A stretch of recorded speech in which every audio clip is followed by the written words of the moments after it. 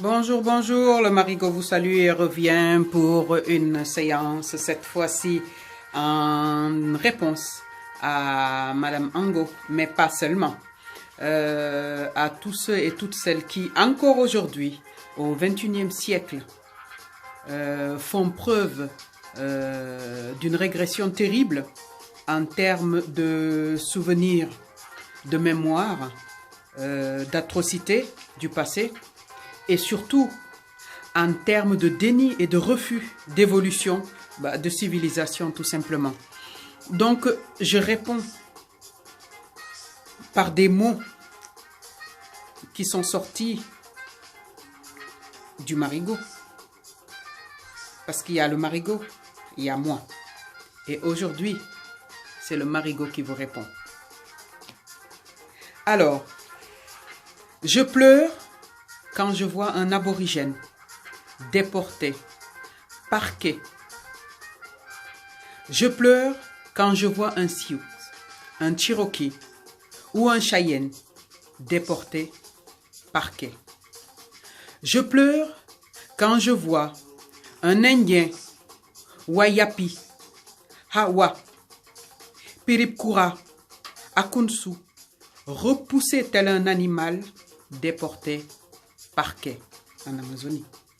Je pleure quand je vois les Pygmées, les Otanto, les Herero, les Zoulous et bien d'autres classés dans le règne animal, déportés, parquet.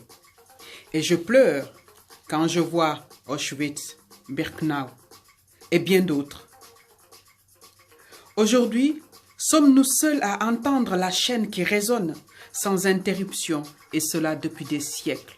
Cette chaîne qui a enchaîné les Noirs, de père en fils, de mère en fille.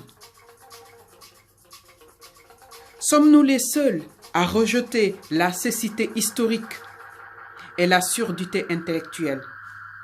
Aujourd'hui, moi, j'entends toujours la chaîne qui résonne et je suis en colère. Le Marigot n'est pas en colère. Le Marigot, il attend réparation. Le Marigot, il attend sanction. Le Marigot, il attend la justice. Alors je réponds à Madame Ango, par qui arrive l'infamie? Elle se retire, les mots restent. Une émission, toujours dans le sensationnel, dans l'escalade de l'horreur, dans l'escalade de la malhonnêteté. Même si on l'enlève, ça n'enlèvera pas les mots. Cette philosophie installée qui voudrait que la colonisation est quelque chose de positif, qui voudrait que l'esclavage fût une croisière de tourisme. Non, je dis non. Ce ne fut pas une cure de jouvence. Je suis enchaîné à ce passé telle une protubérance. Et je vous dis non, ce ne fut pas une cure de jouvence. Et vous, madame, monsieur, ce ne fut pas une promenade de santé. L'esclavage, la traite négrière ne furent pas du tourisme de croisière. Ce fut plutôt un commerce humain, juteux, aux retombées mondiales et particulièrement occidentales. Les déportations des populations africaines ont amputé l'Afrique subsaharienne d'une grande partie de sa richesse, de ses peuples, de sa culture, et cela durant des siècles. Non, ce ne fut pas une cure de jouvence. Souhaitez-vous raconter avec moi? Non, bien entendu, ce ne sera pas nécessaire car vous le savez. Ces coupes chirurgicales dans les peuplades et les parties géographiques riches ont occasionné d'importants dégâts sur le plan humain, le plan social, économique et aussi financier. D'importantes métamorphoses ont été instaurées par le commerçant pour la gestion de sa marchandise. D'une part, il s'agit de trier, de classer, de calibrer les valides des invalides. Et ces derniers étaient tout simplement supprimés, car pas de valeur marchande. D'autre part, des groupes de personnes qui s'enrichissaient grassement et impitoyablement sur les premiers cités. Et ce n'est pas fini. De fil en aiguille ont suivi les colonisations, les bouleversements post-coloniaux et la mise en cage de l'avenir africain. Non, ce ne fut pas une cure de jouvence. Par ailleurs, l'Europe qui brille de mille feux actuellement le doit à ce commerce, cette traite d'êtres humains dans les domaines commerciaux, économiques, financiers et démographiques. À savoir que l'on a veillé à cloisonner cette partie démographique afin de ne point perturber l'essor économique et réduire les risques de propagation. Cet impact fut important à plusieurs titres.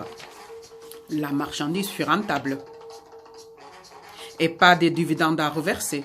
Ce fut un commerce à sens unique. On assiste à des métamorphoses, dans un sens comme dans l'autre. Des métamorphoses structurelles, institutionnelles, architecturales, législatives, réglementaires, environnementales. On se met en œuvre pour mieux exploiter cette marchandise. Non, ce ne fut pas une cure de jouvence. Et mangue sur le gâteau, à défaut de cerise. On réfléchit, on élabore, on filigrane un texte dédié uniquement à cette pratique et on édite le code noir. Stratégique, comptable, sophistiqué et destructeur. Combien d'âmes ont péri? Combien de populations déportées? Hommes, femmes, enfants, adultes, adolescents, vieux, jeunes, petits, grands, gros, maigres, fins. Combien ont survécu? Dans le registre du vaisseau négrier, Molly, je vous l'appelle M-O-L-L-Y, en 1759, les comptes y sont bien tenus, proprement comme pour toute marchandise. Source, les dossiers de l'histoire de Géo. On peut vérifier, il y a des schémas et des photos. Enchaînons-nous à notre histoire, notre passé, ne jamais oublier. Celle-ci, elle est commune à nous tous, chacun de nous. Défendons et préservons ce douloureux héritage. Je comprends qu'une personne soit raciste, mais pas manque de courage.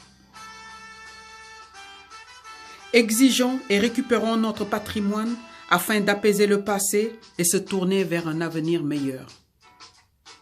Pléthore d'organisations africaines, supposées résistance noire. Actuellement, quel est votre projet? Un projet d'union ou un projet de mégalomanie? Chacun est en chef d'un groupe, mais jamais parle avec un autre. Tout le monde veut être chef, mais personne ne travaille. Ce message-là, moi, je le donne à mes frères et à mes sœurs d'Afrique. À mes frères et mes sœurs noirs du monde entier. Vous voulez rétablir la justice, la vérité, la reconnaissance, le souvenir, et que plus jamais cela ne puisse se répéter et qu'on puisse nous insulter encore? Alors, c'est à vous de commencer. Quand vous voulez, je reste à votre disposition. C'était le Marigot qui parlait aujourd'hui au nom de la chaîne qui résonne. Au nom de cette chaîne qui rentrait dans la chair et a versé le sang. Le Marigot vous dit à bientôt. Ma prochaine lecture, je la dédierai de façon sereine à Madame Ango et ses acolytes. Elle, ses bergers et ses chiens. Nous le savons.